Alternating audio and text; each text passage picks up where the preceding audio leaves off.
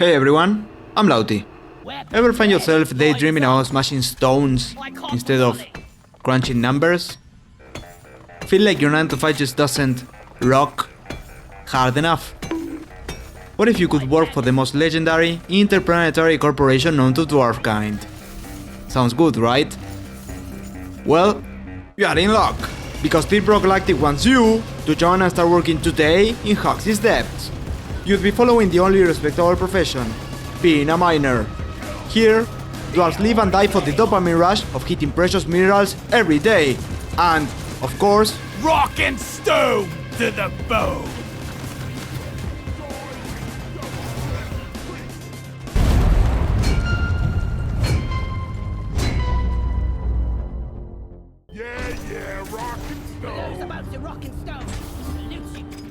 the job is simple.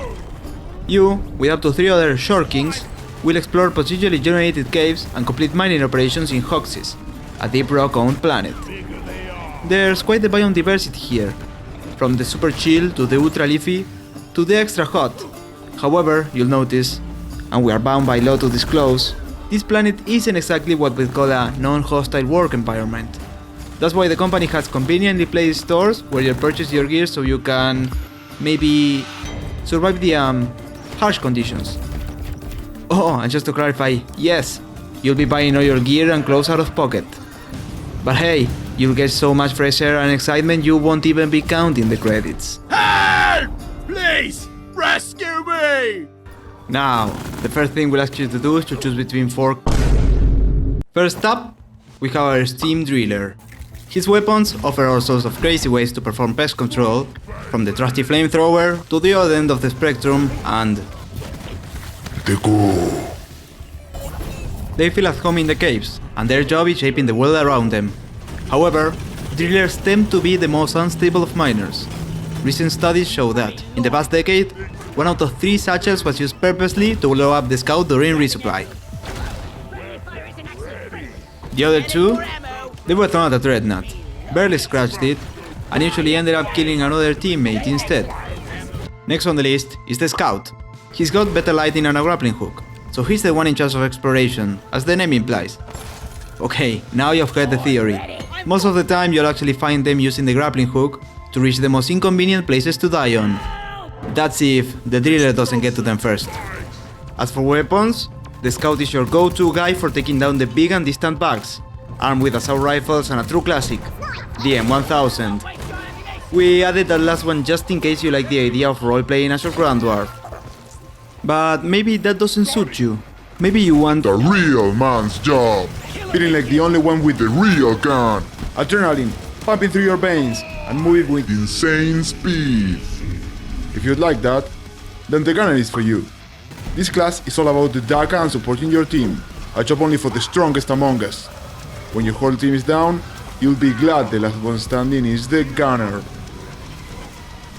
Seriously though, management has noticed that most gunners have a huge hero complex. We've lost countless miniguns because they keep telling their team to leave them behind during extraction if there's any, and I mean any, bug around.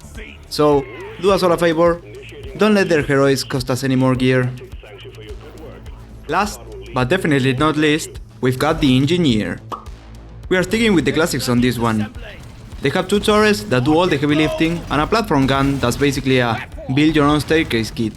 So, if your mission feels a little bit too easy, you'll probably have this guy to thank.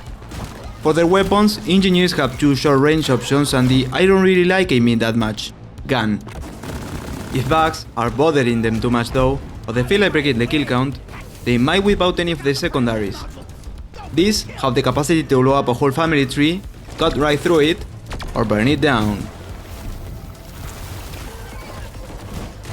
Once you've chosen your class, you'll get in there, extract the minerals, complete your mission, and come back safely. That last one isn't a must though. In this company, we leave no dwarf behind. However, we've been very careful not to specify the state of said dwarves. The goods are top priority. So, to encourage you to do the job right, we have removed the option for you to chicken out before the mission is through. If you want to come back in one piece, the mission better be done. Also, here at Deep Rock Galactic, we pride ourselves on maintaining net zero operating costs. Therefore, if you want any extra ammo, you'd better make sure you've mined and deposited the required 80 nitra into Molly. We won't take less. And no, you can't borrow. In order to survive your incursions, you and your team must work together. Every class excels in its respective role, but cooperation is essential to make it all alive. To facilitate this, our workers have developed a series of non-verbal verbal communication techniques, so there's no real need for you to have a microphone. These are the 4 keys to communication in Deep Rock Galactic. First, what we call the control key. You'll use this key to draw your team's attention to anything relevant you spot, and to some less relevant things too. Told them letting you keep the gold for yourselves was a mistake. Then, the R key, short for ready, as in ready to progress or ready to begin extraction. You'll be spamming this in chat, trying to get your scout to come back, though honestly, we've never seen it happen. The V key, because there's never a bad time to say rock and stone. There is, however, a bad time to not say rock and stone. No matter the situation, you should always say it back. Remember, if you don't rock and stone, you ain't coming home. The last key is simple. Don't be a leaf lover. Miners are much more effective when they're having fun, so do not ruin it for others. In this company, we love our greenbeards. If you see a fellow miner struggling to grasp a concept, give them a hand, but do so nicely. Also, don't try hard too much for Carl's sake. We encourage you to love the corporation, but not that much. Have some self-respect. Whenever you spot a leaf lover, you should call them out. Usually, the shame is enough to make them stop. As you begin, you'll notice that miner culture is solid, and most dwarves have proper manners. It's amazing what a cold one during work hours, cutting loose on the dance floor with the mates, and a lack of a union can do. So, now that we know our company's values, there are some things you should keep in mind regarding your class that will be present in every mission. Let's quickly go over them. Engineers, if someone pins a high-up mineral, that's your cue to place a platform underneath so the scout can mine it. Conversely, scouts, your priorities should be lighting up the cave and reaching the spots no one else can. Look for the yellow. If you see a mineral with a platform, that's your engineer's polite way of saying, get to work.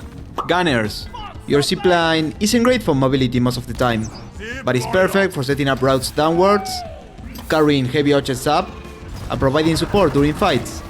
And drillers. The terrain is your clay. Mold it to create pathways that help your team and open up unconventional routes to complete objectives. Lastly, something for every dwarf. Double dipping.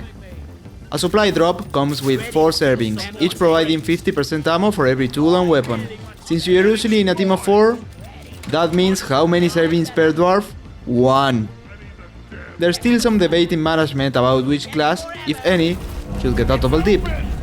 So, as a general rule of thumb, don't do it unless your team is okay with it. After your missions, you'll always come back to your home. The company run station. Here, as mentioned before, you'll gear up and prepare for the next incursion.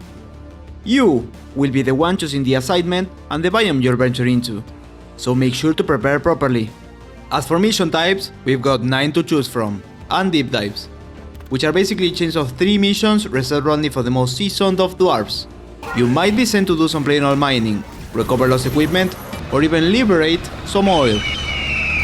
And sometimes you'll have to wipe out some big bad bugs. Why? Why do you even care? You're here to mine, not play detective. Management wants it done, and that's all your pay stub needs to know. Anyway, as I was saying, a successful incursion will, of course, earn you money.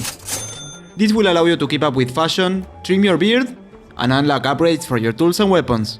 When it comes to your guns, you'll often face a choice between more focused, single target destruction, and better area of effect damage or more ammo for dealing with the little ones. Striking a balance with your team is key. You can't excel at everything. What you can do, however, and you didn't hear it from me, is tinker with your guns a bit. A tweak here, a few non-listed downs there, and you'll eventually reach a point where you've gone overboard, where you have installed. Once miners get experience enough, they all tend to go the same route. Maybe they grow tired of a perfectly functioning grenade launcher and decide to add a little plutonium to the mix. Or why not? Shotgun rocket launcher. However you want your guns, you can probably make it happen. Just know that the warranty won't cover that. And we realize that you might be thinking, okay, but won't I eventually get bored of this job too? Well, no. Our business development team is always discovering new ways to harvest Cox's bountiful interiors. We call these major breakthroughs seasons, and they usually bring along new cosmetics, mission types, enemies, you name it. Best part? It's all on the company's tab, and you can even unlock everything from past seasons too. Each discovery is better than the last. Take the mission from the latest season for instance. You'll need to pinpoint a Morkite geode, drill your way in with the new drill elevator, repair it along the way because for some reason it's never ready to go the distance, then collect the Morkite seeds and extract with jet boots. Grab a pan, proceed to extraction zone. Rock and stone! My life for rock and stone! Now, compare that to pounding a wall for half an hour to extract a quarks. Without Molly. Business really is booming, huh? Well, yes! Business is booming, and that's why we need you, miner. Who else but you to plunge into the depths? To fight and bleed with your comrades for rock and for stone. For the fallen. For Carl. We are calling on the toughest, the bravest, the downright most stubborn dwarves to answer this call. Leave that boring job in the dust. Hop on the next ship to Hoxis and claim your place among the legends. We'll have your welcome Blackout Stout ready. Rock and stone. And I'll be seeing you in the caves. Welcome Blackout Stout not included.